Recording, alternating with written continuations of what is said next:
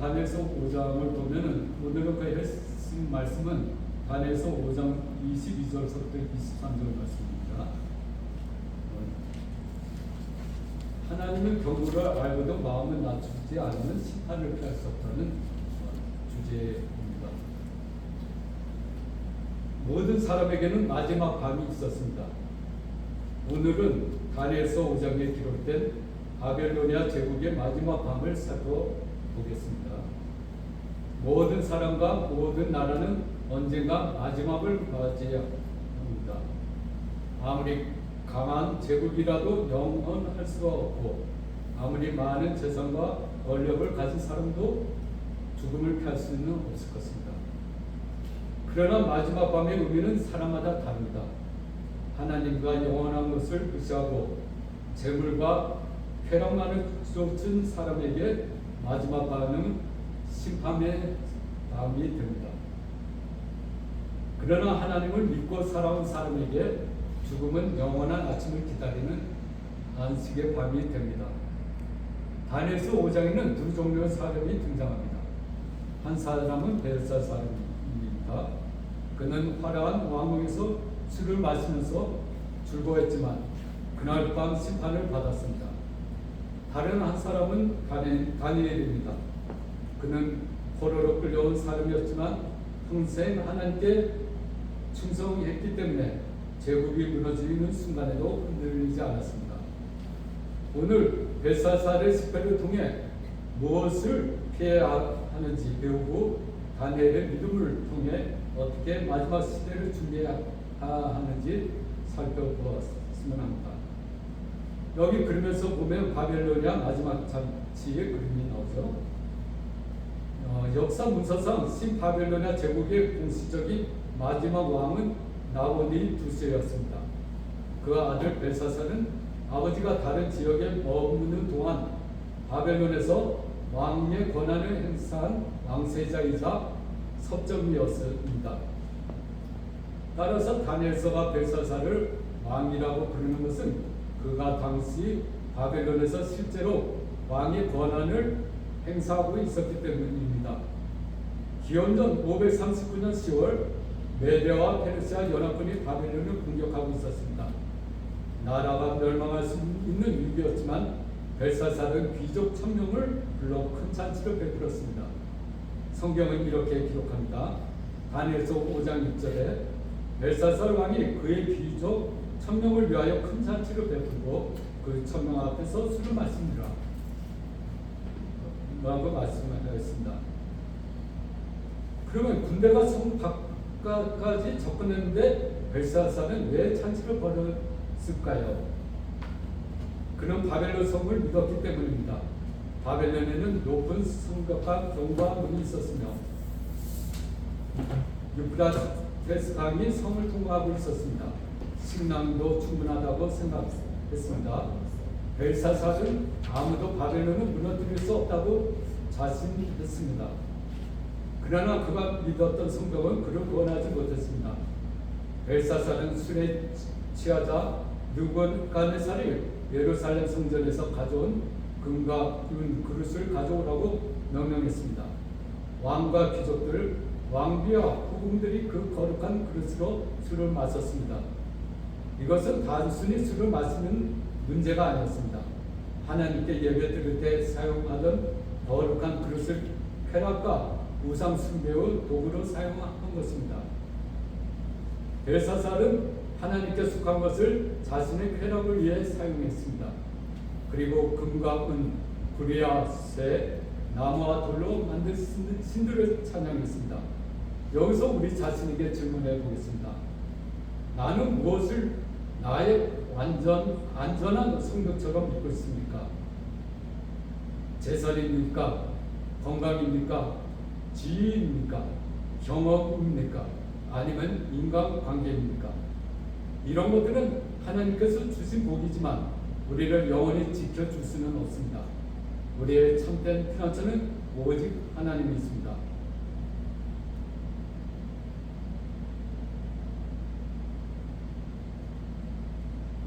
여기 그림에서 보면 거룩한 것은 무조건 죄와 벽에 나타나는 손이 보입니다. 벨사살의 잔치에는 세 가지 큰 죄가 나타났습니다. 첫째는 술 취함과 방탕이었습니다. 술은 사람의 판단력을 그리게 합니다. 벨사살은 나라 위기에 놓였다는 사실을 믿고 쾌락에 빠졌습니다. 둘째는 우상 숭배였습니다. 그들은 보지도 듣지도 알지도 못하는 금과 은과 나무와 돌로 만든 신들을 찬양했습니다. 그러나 자신들의 생명과 모든 길을 주관하시는 살아계신 하나님께는 영광을 돌리지 않았다는 것이었습니다. 셋째는 고의적인 신성모독이었습니다. 벨사살은 그 그릇들이 예루살렘 성전에서 하나님께 드렸던 거룩한 물건이라는 사실을 알고 있었습니다. 그런데도 그것을 술잔으로 사용했습니다. 성경은 우상을 만들거나 섬기지 말라고 명령합니다. 또한 창조자 하나님을 기억하며 안식일을 거룩하게 지키라고 말씀합니다. 참된 예배는 사람이 만든 우상과 제도가 아니라 창조주 하나님께 드려야 합니다. 벨사살은 모독이 절정이 이르렀을 때 갑자기 사람의 손가락이 나타나 왕궁 벽에 글을 쓰기 시작합니다. 여기 그림처럼 왕궁 벽에 사람의 손가락처럼 나타나 글을 쓰기 시작했죠. 조금 전까지 웃음과 음악으로 가득했던 연회장이 순식간에 두려움으로 뒤덮였습니다. 하나님의 손은 성 밖에 있는 페르시아 군대보다 먼저 왕궁 안에 나타났습니다. 사람들은 벨사살의 파란 옷과 왕관을 보았지만 하나님께서 그의 마음을 보셨습니다. 사람들은 그를 성공한 왕으로 평가했지만 하나님께서는 이미 그의 삶을 저울에 달아 보셨습니다. 요한계시록은 마지막 시대의 영적 바벨론도 잘못된 가르침과 거짓 예배의 포도주로 사람을 영적인 판단력을 흐리게 할 것이라고 경고합니다. 그러므로 우리는 많은 사람이 따른다는 이유만으로 어떤 가르침을 무조건 받아들여서는 안 됩니다. 모든 가르침을 하나님의 말씀으로 살고 보아야 합니다.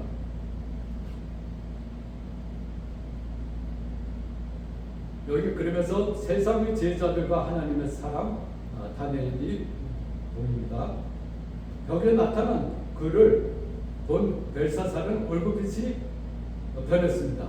이렇게 깜짝 놀랐죠. 허리마디가 풀리고 무릎이 서로 부딪힐 정도로 두려워했습니다. 왕은 바벨론의 술객과 갈대아 사람과 점쟁이들로 불러 말했습니다. 누구든지 이 글을 읽고 그 해석을 내게 보이면 자주색 옷을 입히고 금 사슬을 목에 걸어주며 그를 나라의 셋째 통치자로 삼겠다라고 하였습니다. 그런데 바벨론의 제자들은 아무도 글을 읽거나 해석하지 못했습니다. 세상의 지혜는 한계가 있습니다. 인간은 많은 지식을 가질 수 있지만 하나님의 계시가 없으면 하나님의 뜻을 온전히 깨달을 수 없습니다. 이때 영향력 있는 왕비 곧 흙으로 보이는 여인이 연회장에 들어왔습니다. 그녀는 느부갓네살의 지혜와 총명을 나타냈던 다니엘을 기억하고 왕에게 추천했습니다. 다니엘서 5장은 이 여인의 이름을 기록하지는 않았습니다. 일부 학자들은 그녀를 벨사살의 어머니 나보디두스 왕후였던 니토크리스로 추정하지만 이를 확정할 직접적인 역사 자료는 없습니다.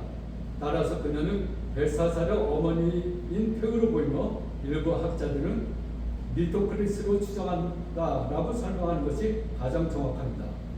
다니엘은 당시 80대의 고령이었던 것으로 추정됩니다. 그는 젊었을 때 바벨론의 포로로 끌려왔지만 오랜 세월 동안 하나님께 충성했습니다. 사람들은 한동안 다니엘을 잊고 있었습니다. 그러나 하나님께서 그를 잊지 않으셨습니다. 위기가 찾아오자 왕궁은 다시 다니엘을 찾았습니다. 다니엘의 신실한 삶이 오랜 시간이 지난 뒤에 또 빛을 발한 것입니다.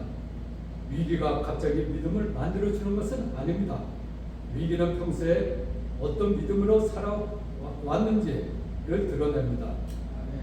평안할 때 기도하고 평안할 때 말씀에 순종하며 평안할 때 하나님과 동행해야 위기의 순간에도 다니엘처럼 담대할 수 있다는 것입니다.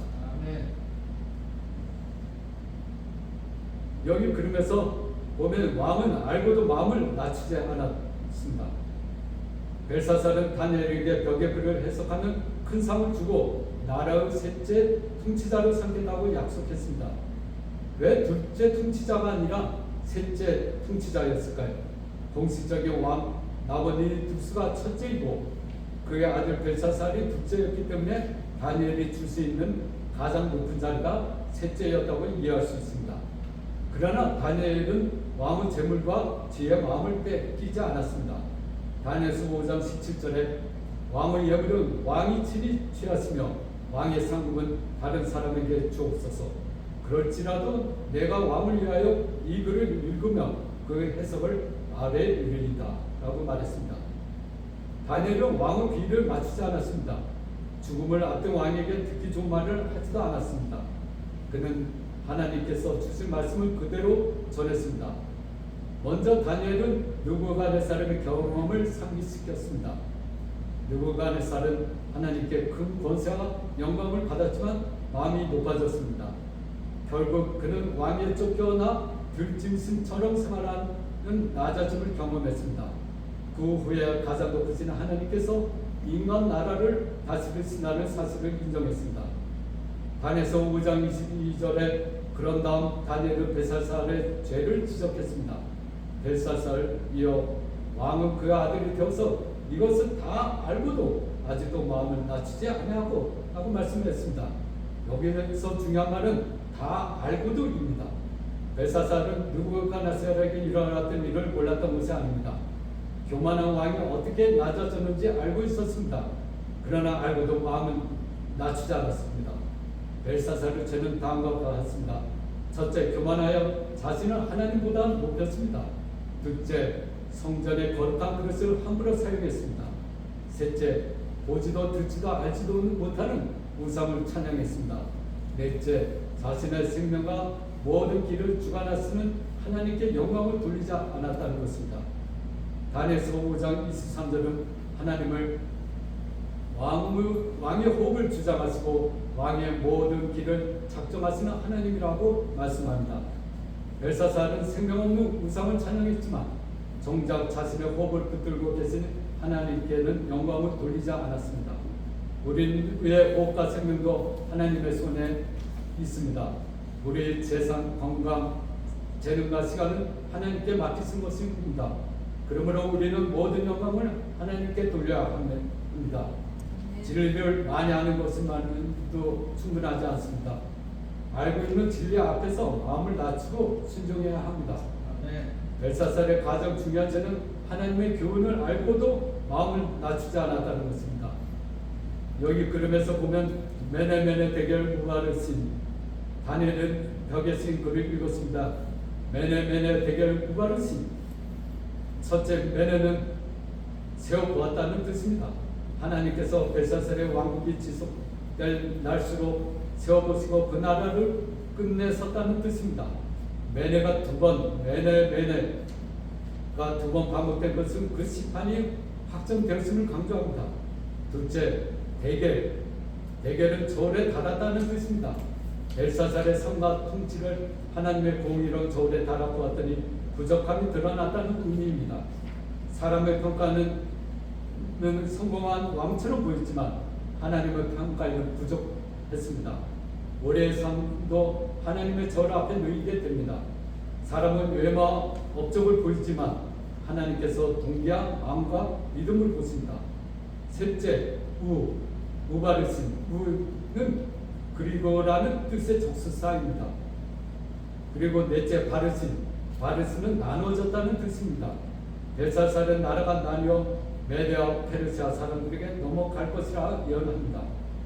다니엘의 해석할 때 사용한 베레스는 나누다는 뜻과 함께 페르시아를 연상시키는 언어적 표현이기도 합니다. 이 말씀을 한 문장으로 정리하면 다음과 같습니다. 왕의 시대는 끝나고 왕은 하나님의 심판 기준에 미달하였으며 바벨론은 메대와 페르사에 넘어갈 것이라는 것입니다. 여기 바벨론의 성에 올라오게 봅시다. 이 예언은 바로 그날 밤 성취되었습니다. 그런데 메대 페르시아 군대는 어떻게 그처럼 경만 바벨론 성이 들어갔을까요? 먼저 분명히 해야 할 것은 군인들의 성벽 기초 밑에 새로운 터널을 팠던 것이 아니라는 사실입니다. 고대 역사가 헤로도투스와 크세노프의 기록에 따르면 고레스 군대는 유프라테스 강의 물을 운하와 저지대로 돌려 강물 수위를 낮췄습니다. 강물이 완전히 사라진 것은 아니었지만 군인들이 걸을 수 있을 정도로 낮아졌다고 전합니다. 군인들은 낮아진 강바닥을 따라 바벨론으로 접근했습니다. 유프라테스 강 자체가 성을 통과하고 있었기 때문에 강물이 흐르던 통로를 따라 성 안쪽으로 들어간 것입니다. 이어 강가로 통하는 문을 통하여 성 안의 거리로 진입한 것으로 설명됩니다. 쉽게 정리하면 다음과 같습니다. 강물을 일부를 돌렸습니다. 그러면서 강물의 수위가 낮아졌습니다. 군인들의 강바닥을 따라 이동하였습니다. 강이 성을 통과하는 통로로 진입하였습니다. 여기 물수로 갖고 있죠. 통로. 이 통로를 통하여 군인들이 들어갔습니다. 강가의 문을 통해 성 안으로 들어갔다는 것입니다. 그러므로 성벽 밑으로 들어갔다는 말은 성벽 기초 밑에 터널을 새로 팠다는 뜻이 아니라 강물이 성을 통과했다는 길을 이용했다는 뜻입니다. 다만 이 구체적 방법은 헤로도투스와 크세노픈이 전한 설명입니다.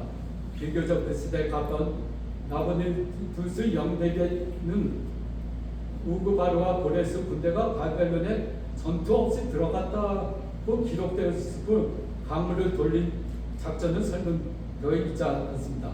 따라서 역사적으로 가장 조심스러운 편은 다음과 같습니다. 바벨론은 기원전 539년 10월 고레스 군대에 거의 저항 없이 함락되었습니다. 고대 그리스 역사가들은 페르시아 군대가 유프라테스 강의 수위를 낮추고 강을 따라 침입했다고 전합니다. 단에서 5장 군사작전보다 더 중요한 사실을 강조합니다. 바벨론을 무너뜨린 것은 단순히 페르시아 전략이 아니었습니다. 하나님께서 이미 바벨론의 시대가 끝났다고 선언하셨다는 사실입니다. 벨사살은 그날 밤 죽임을 당했고 했던 바벨로니아 제국은 멸망했습니다. 여기 바벨로니아 그 성을 보면 이중으로 되어 있는데 유프라테스 강이 성 안으로 관통을 했다고 합니다. 그러면서 외벽은 3.6m이고 내벽이 8m입니다. 이 사이로 또 물이 흐릅니다. 이 성을 이중으로 된 성인데도 함락하기 힘든데 이 첫 번째 외벽을 넘으면 물로 빠집니다. 그 사이에 위쪽에 내벽에 있는 군사들이 팔을 쏘면 죽게 되어 있습니다. 이 성은 너무나 난공불락의 견고한 성이기 때문에 누구도 침입할 수 없다고 생각했습니다. 그러나 그 밤중에 물수위를 다른 데로 돌려가지고 물수위가 낮아졌을 때 군인들이 물이 완전히 빠진 것이 아닙니다. 물이 한 무릎 정도 왔을 때 그대로 이 바벨론 성 안쪽으로 흐르는 이 물줄기를 따라가지고 수로를 관통해가지고 들어간 것입니다. 그렇기 때문에 아무도 바벨로니아 군인들은 지키고 있었지만 아무것도 감지를 하지 못했고 또 너무나 안에서 왕궁에서 술잔치를 벌였기 때문에 군인들도 술을 먹었는지 방심을 한 것입니다. 바벨론이니까 타이타닉이 주는 경고. 1912년 타이타닉호는 당시 사실상 침몰하지 않는 배라고 여겨질 만큼 뛰어난 배였습니다. 그러나 항해 중 여러 차례 빙산에 관한 경고가 전달되었음에도 충분한 경계와 감속으로 이어지지 못했습니다. 결국 타이타닉호는 빙산과 충돌하여 침몰했고 많은 사람이 생명을 잃었습니다. 바벨론과 타이타닉에는 비슷한 기운이 있습니다. 바벨론은 견고한 성경을 믿었습니다. 타이타닉에는 사람들의 뛰어난 기술과 배의 안전성을 믿었습니다. 그러나 안전하다는 자신감이 경고를 가볍게 여기게 만들었습니다. 요한계시록 14장 8절에 무너졌다 큰 성 바빌론이여, 오늘날 하나님께서는 새 천사 기별을 통해 마지막 시대의 사람들을 경고하고 계십니다. 또한 요한계시록 8장 4절에 내 백성아 거기서 나와 그의 죄에 참여하지 말고 그가 받을 재앙들을 받지 말라 하였습니다. 바벨론에서 나오라는 말씀은 사람들을 미워하거나 정죄하라는 뜻이 아닙니다. 하나님께서 그곳에 있는 사람들을 내 백성이라고 부르십니다. 이 말씀은 거짓된 예배와 잘못된 가르침, 우상 숭배와 세속된 죄에서 떠나 하나님 말씀으로 돌아오라는 사랑의 고소입니다. 우리는 진리를 오래 들었다는 이유로 하나님의 경고를 가볍게 여겨서는 안 됩니다. 우리에게 필요한 것은 네 가지입니다. 첫째, 알고 있는 말씀 앞에서 마음을 낮추어야 합니다. 둘째, 우리의 몸과 시간과 재능처럼 하나님께 속한 것을 거룩하게 사용해야 합니다. 셋째, 위기 순간에 인간의 죄보다 하나님의 지혜를 구해야 합니다. 넷째, 매일 회개하고 예수님을 의지하며 재림을 준비해야 합니다.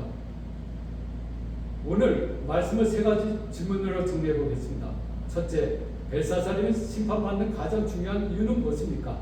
벨사살은 느부갓네살의 교만과 심판을 알고도 마음을 낮추지 않았으며 성전의 거룩한 그릇으로 술을 마시고 우상을 찬양하며 하나님을 모독했기 때문입니다. 둘째, 메네 대결 우바르스는 무슨 뜻입니까? 왕국의 나시가 끝났고 벨사살이 하나님의 조례 부족하게 나타났으며 바벨론이 나누어 메데아케르사를 넘어간다는 뜻입니다. 셋째, 오늘 우리에게 가장 중요한 것은 또 무엇입니까? 하나님의 경고를 알고도 미루지 말고 교만을 버리고 하나님께 돌아가야 한다는 것입니다. 세상의 지혜자들이 해결하지 못한 문제를 다니엘은 하나님의 지혜로 풀었습니다. 다니엘이 그렇게 할 수 있었던 것은 위기의 순간에 갑자기 믿음이 생겼기 때문이 아닙니다. 그가 젊었을 때 노년에 이렇게까지 하나님께 충성했습니다. 우리도 다니엘처럼 끝까지 신실하게 살아야 합니다. 야고보서 1장 19절에 너희 중에 누구든지 죄가 부족하거든 모든 사람에게 후히 주시고 꾸짖지 아니하시나 하나님께 구하라 그리하면 주시리라 말씀하셨습니다. 잠언 3장 5절에 너는 마음을 다하여 여호와를 신뢰하고 내 명철을 의지하라고 했습니다. 요한복음 14장 1절에 예수님께서는 말씀하셨습니다. 내가 곧 길이요 진리요 생명이라고 말씀했습니다. 바벨론의 승벽도 세상의 지혜도 인간의 재물과 권력도 우리를 구원할 수 없습니다. 오직 예수 그리스도만이 우리의 길이요 진리요 생명이십니다. 네, 기도를 마치겠습니다. 사랑의 하나님 아버지, 벨사살처럼 하나님의 경고를 알고도 마음을 완고하게 하지 않게 하시고 우리의 교만과 죄를 깨닫고 겸손히 회개하게 하옵소서. 위기의 순간마다 사람의 지혜와 세상의 힘을 의지하지 말고 기도하며 하나님의 지혜를 구하게 하옵소서. 우리의 몸과 시간과 재능을 거룩하게 사용하게 하시며 다니엘처럼 평생 변함없이 주님께 충성하게 하옵소서. 세상의 죄와 거짓된 가르침에서 떠나 예수님을 굳게 붙들고 주님의 재림과 영원한 나라를 준비하게 해주시기를 예수님의 이름으로 기도드립니다. 아멘.